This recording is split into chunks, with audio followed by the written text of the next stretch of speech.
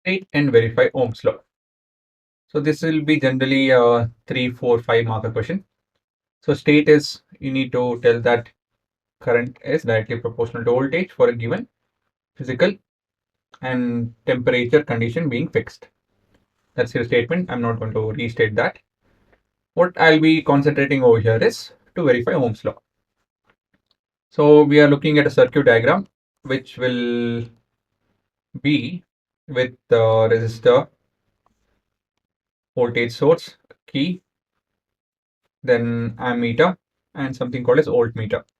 So I'll be talking about that and I'll be showing it to you guys. So we'll begin with connecting your battery, key, a single resistor, and an ammeter and a voltmeter.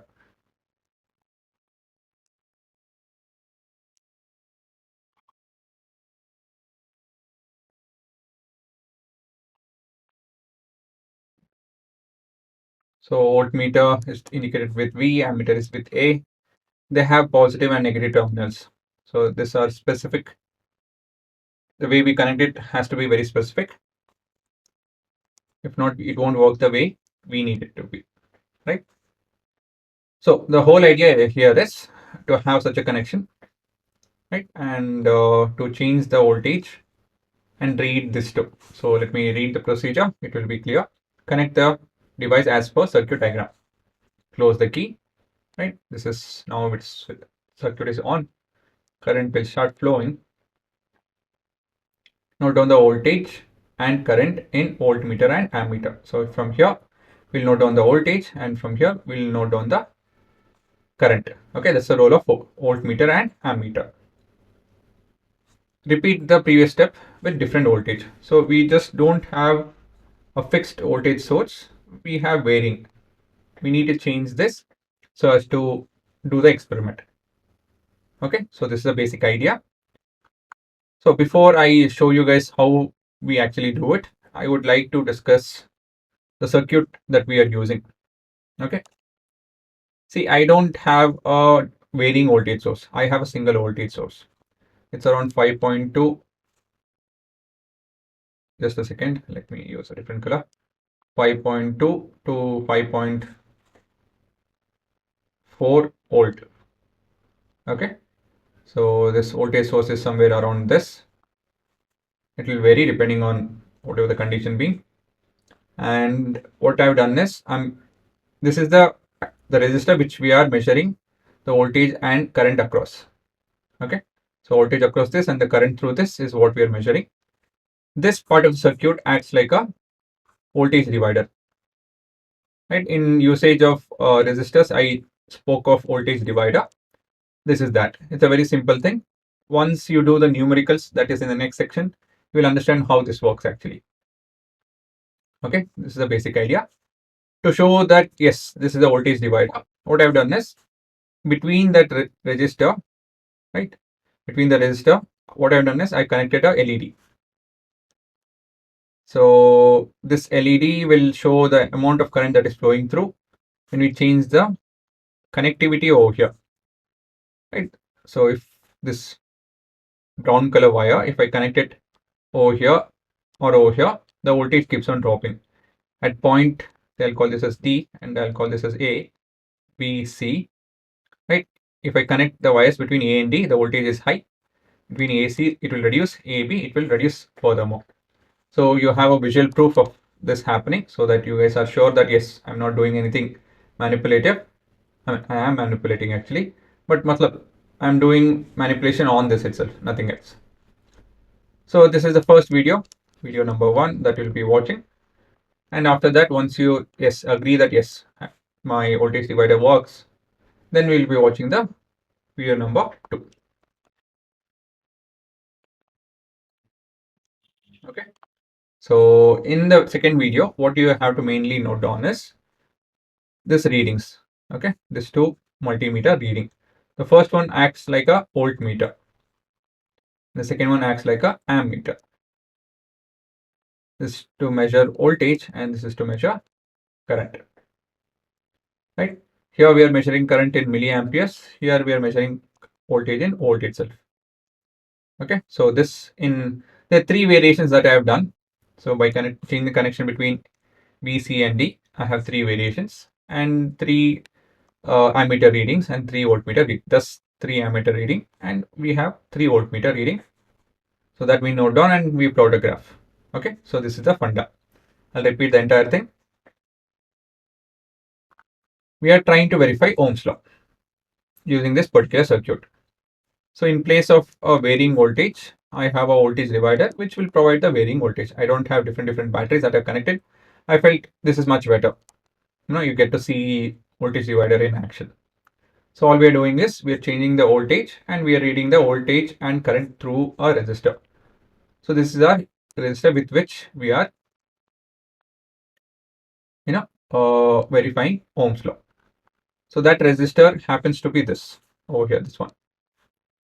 Okay, across this we are measuring the voltage and through this we are measuring the current and we are verifying Ohm's law.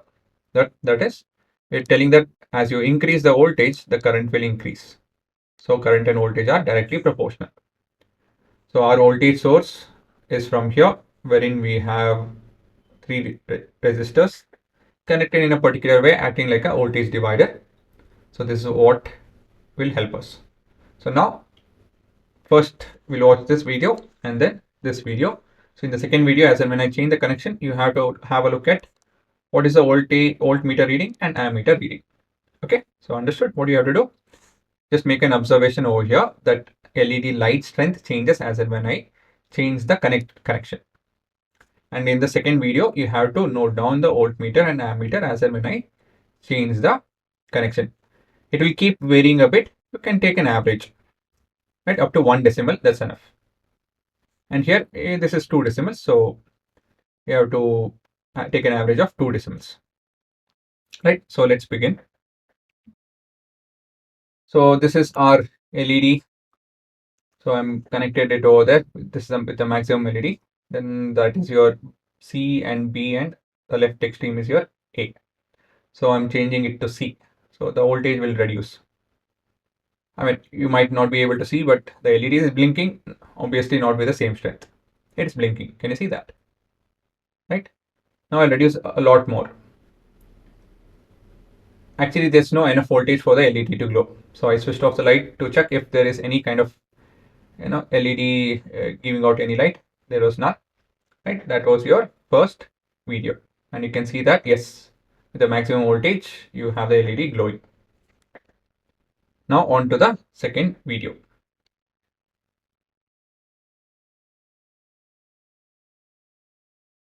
So you can see that I've connected between A and D.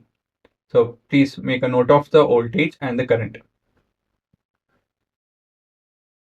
Now I'm reducing the voltage, and thus you can see there's drop in current as well. So I'm connected between A and C. I hope you guys are noting down the current and the voltage. And at last, I am connecting to the least voltage. So again, please make a note of the voltage and current.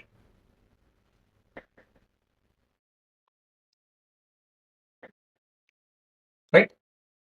So if you want to read the values again, please go and watch the video from the start of the recording. So please watch that part again and see to that you have the right values. Right? Now, once you have noted down, so you can verify with what I'm writing over here. For the first one, it was 5.4 and the current was 0.53 milliampere. This was 2.2 and 0.22, right? Voltage was 2.2 and current was 0.22.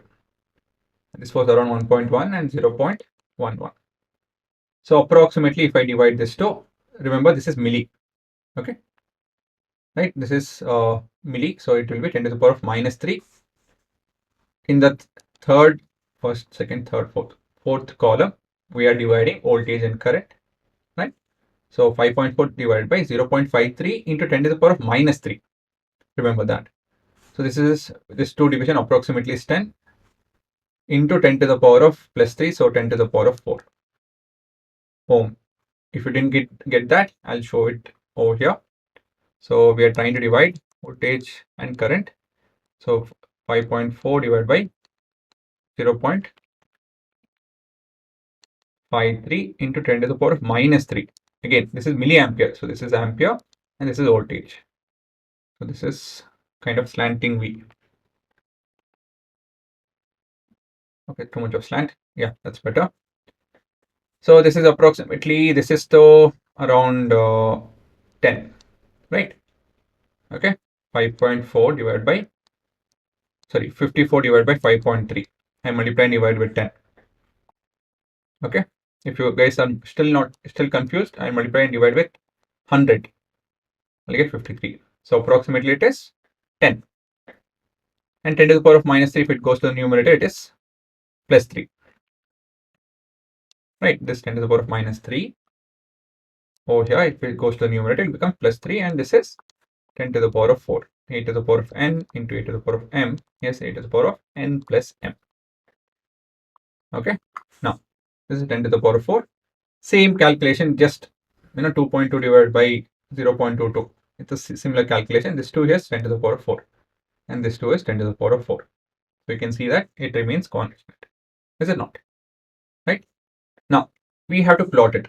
We have to plot it wherein we have the voltage along the, let me write slant V, y-axis. And this is current, I, as milliampere along the x-axis. So for a voltage of 0.53, somewhere around 0.53 will be somewhere around there. And voltage happens to be 5.4. So 5.5 is this, 5.4 is somewhere over there. Okay. Next is 2.2. 2.5 is over here. 2.5 will be over here. 2.2 will be somewhere over there.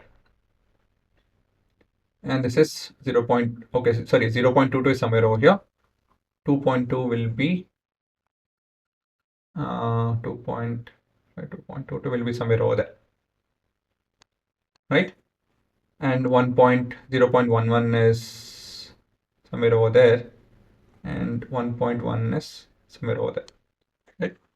Now, actually, I was able to do only 3. I could have done more, but yes, you can always have more values. You can see I didn't do any manipulation. I just joined the lines, dots, sorry, not lines, and we have a straight line. And this is how we verify Ohm's law. That is, if I increase the voltage, I have increase in current. Actually, it should have been current versus voltage, but I don't know, I just did the other way around. But anyways, this also verifies that. So as and when I increase the voltage source, the current flowing through any fixed circuit will also gradually increase. Okay. So we have voltage by current. All of that will be, in all of the cases, it's equal to 10 to the power of 4 ohm. If not, volt per ampere. This is slant V. So volt per ampere. If not, you can write as ohm as well. 10 to the power of 4 ohm. So basically, if you go back to the diagram, if I happen to measure this resistance, it will be 10 to the power of 4. Okay. Yes, and this is your verification that if I change the voltage with gradual increase in voltage, there will be gradual increase in current and vice versa, right? And that's your conclusion. From the voltage current graph, right? Voltage current graph, we conclude that current is directly proportional to voltage, which Ohm's law state, hence Ohm's law is verified. This is how you should do it.